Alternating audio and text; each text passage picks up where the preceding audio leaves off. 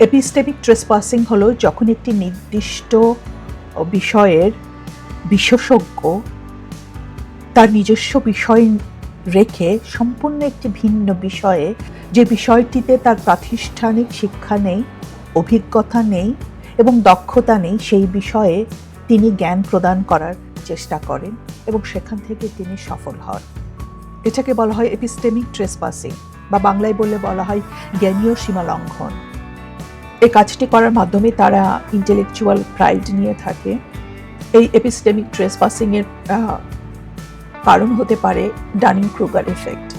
কোনো একটি সুনির্দিষ্ট বিষয়ের পারদর্শী হবার কারণে এবং অতিরিক্ত আত্ম অহংকার বশত তারা মনে করেন তারা যেহেতু একটি সুনির্দিষ্ট বিষয়ে পারদর্শী, তারা জ্ঞানের অন্যান্য শাখাগুলোতেও পারদর্শী।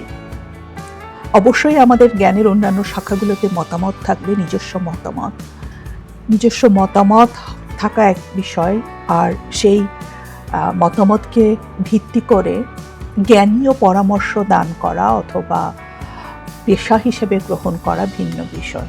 যে ব্যক্তিটি এই এপিস্টেমিক ট্রেসপাসিং এর চর্চা করেন, সে যেহেতু কোনো নির্দিষ্ট বিষয়ে পারদর্শী, সেহেতু সাধারণ মানুষ ধরে নেন তিনি যা বলবেন ঠিক বলবেন। তিনি তার নিজের ক্ষেত্রের বাইরেও যা বলবেন অবশ্যই ঠিক বলবেন, কারণ তিনি নিজে একটি নির্দিষ্ট বিষয়ে পারদর্শী, কারণ তার নামের সঙ্গে হয়তো বিশেষণ জড়িত। শিল্পী হিসেবে আমি পদার্থবিজ্ঞানের যে পরামর্শ দিচ্ছি, আমি বড় শিল্পী, আমি হয়তো যা বলছি ঠিক বলছি। বিষয়টি আসলে এরকম। এপিস্টেমিক ট্রেসপাসিং সমাজে অনেক ক্ষতি করে। আমাদের চারপাশে আমরা এটি অহরহ দেখি। এপিস্টেমিক ট্রেসপাসিং আমাদের জ্ঞানচর্চাকে কলুষিত করে এবং সমাজে ভুল তথ্যের বিস্তার ঘটায়, যেটা দ্বারা আমাদের সমাজ খুব গভীরভাবে আক্রান্ত।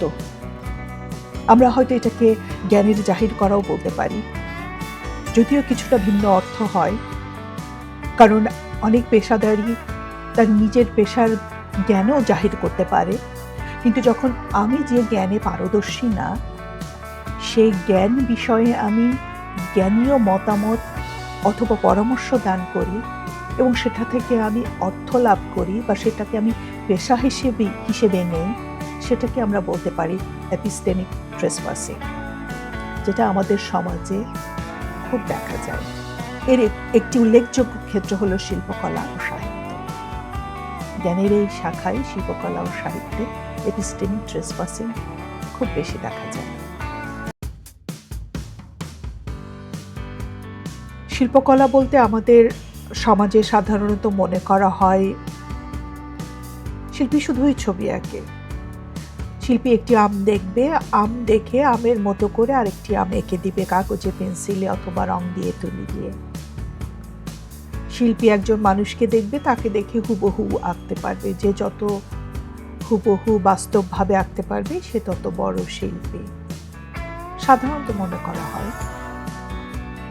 কিন্তু শিল্পকলা অত্যন্ত ব্যাপক একটি জ্ঞানের শাখা।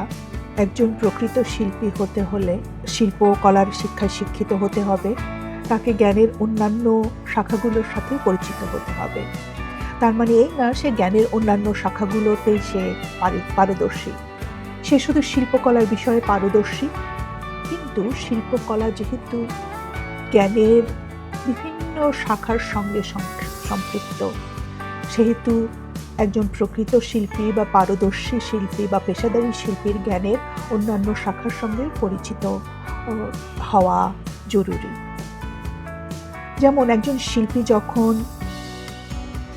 কোনো কিছু সৃষ্টি করছেন, তাকে তার সেই উপাদান সম্পর্কে জ্ঞান থাকা উচিত এবং সেটি অত্যন্ত বৈজ্ঞানিক।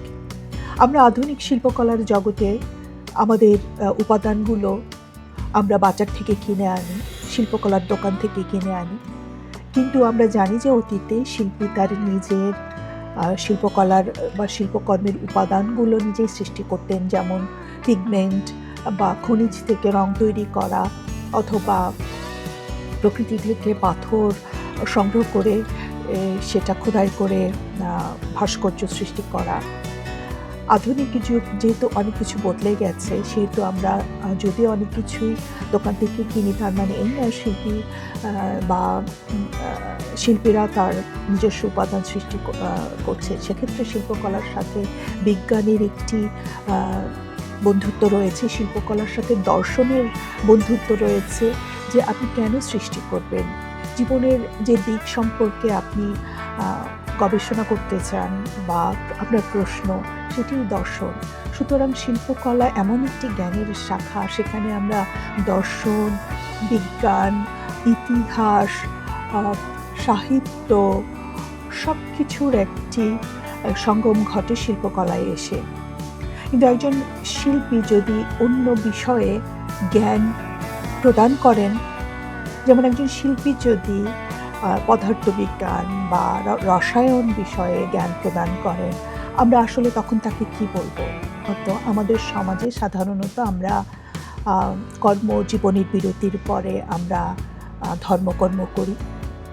পশ্চিমা বিশ্বে কর্মবিরতির পর বা আমরা যেটাকে বলি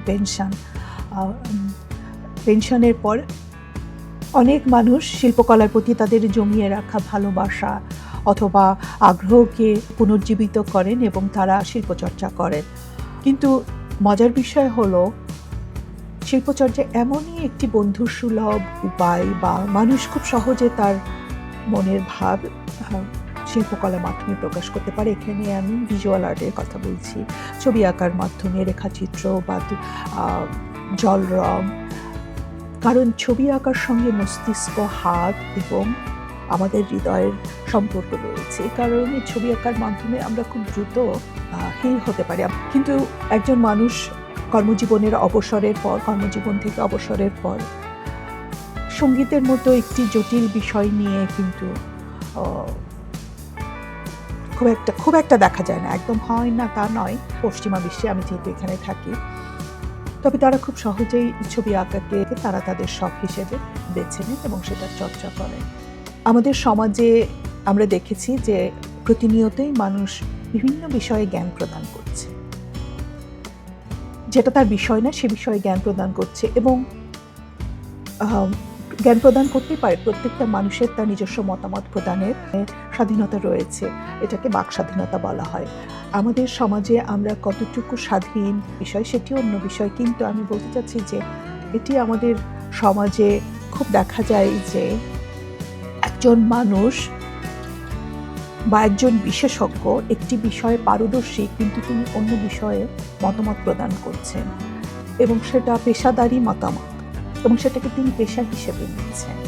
বিশেষ করে আমি শিল্পকলার কথা বলছি, যে আমাদের সমাজে এটা অনেক দেখা যায় যে একজন মানুষ যিনি শিল্পকলায় শিক্ষিত না, কিন্তু তিনি শিল্পকলাকে পেশা হিসেবে বেছে নিয়েছেন এবং তিনি বেশ সফল হয়েছেন। এখানে আমি শিল্পকলা বলতে বিস্তৃতভাবে বোঝাচ্ছি, সাহিত্য হতে পারে এবং শিল্পকলার যে কোনো শাখা হতে পারে।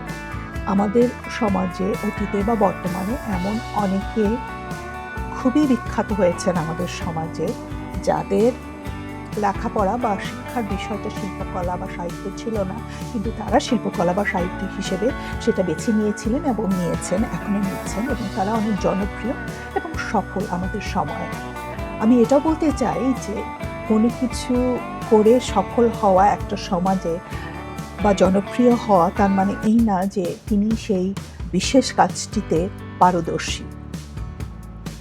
জনপ্রিয় হওয়া এক জিনিস, সফল হওয়া এক জিনিস, সেই নির্দিষ্ট সমাজের পটভূমিতে সফল হওয়া এক জিনিস, প্রকৃতপক্ষে সেই নির্দিষ্ট কাজটিতে পারদর্শী হওয়া অন্য জিনিস।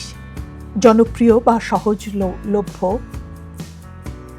যদি আমি বলি পলিথিনের ব্যাগ অত্যন্ত সহজলভ্য। আপনি বাজারে যাবেন, সহজেই পলিথিনের ব্যাগ পাবেন, খুব অল্প পয়সা খরচ করে পলিথিনের ব্যাগ আপনি কিনতে পাবেন অথবা ফ্রিও পাবেন। পলিথিনের ব্যাগ খুবই জনপ্রিয়, কারণ পলিথিনের ব্যাগ ব্যবহার করা খুব সহজ এবং সহজলভ্য।